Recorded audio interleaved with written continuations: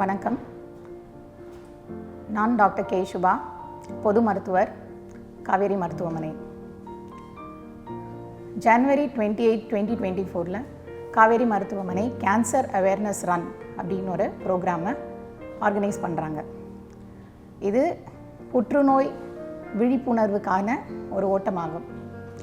Cancer is one of the leading cause of death in the developing countries. Cancer is curable if it is detected at the early stage.